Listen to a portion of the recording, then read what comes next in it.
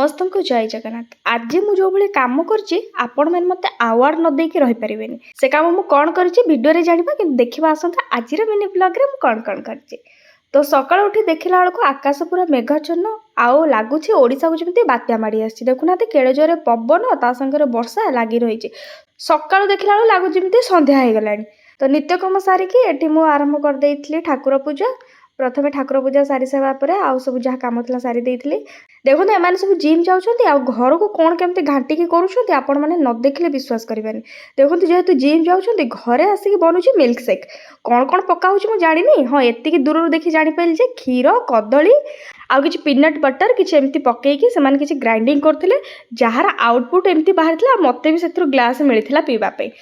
ଯେଉଁ କଥା ମୁଁ କହୁଥିଲି କି ଆପଣମାନେ ମୋତେ ଆୱାର୍ଡ଼ ନ ଦେଇକି ରହିପାରିବେନି, ଏବେ ସେଇ ଟାଇମ୍ ଆସିଛି। ଦେଖନ୍ତୁ ବରା କେତେ ଆସିଛି, ମିନିମମ୍ ବରା 100ରୁ 150 ଟଙ୍କାରେ ଆସିଥିଲା। ମାତ୍ର ଆମେ 4 ଜଣ, ଏତେ ସାରା ବରା ଆସିଛି, ଖାଇବ କିଏ ସେ?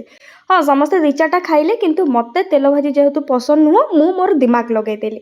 ତ ସେଥିପାଇଁ ଘରେ ଦହି ଥିଲା, ବରାକୁ ସାଙ୍ଗେ ସାଙ୍ଗେ ପାଣିରେ ପକାଇ ଦେଇଥିଲି। ଆଉ ସାଙ୍ଗେ ସାଙ୍ଗେ ଟିକେ ଭୃଷଙ୍ଗ ପତ୍ର, କଞ୍ଚା ଲଙ୍କା ତା ସହିତ ସୋରିଷ ଟିକେ ଛୁଙ୍କ ମାରିକି ବନେଇ ଦେଇଥିଲି ମୁଁ ସାଙ୍ଗେ ସାଙ୍ଗେ ଦହିବରା। ଭିଡ଼ିଓଟି ଭଲ ଲାଗିଲା ଲାଇକ୍, ସେୟାର, ସବସ୍କ୍ରାଇବ୍ କରିବେ। ରହୁଛି, ଜୟ ଜଗନ୍ନାଥ।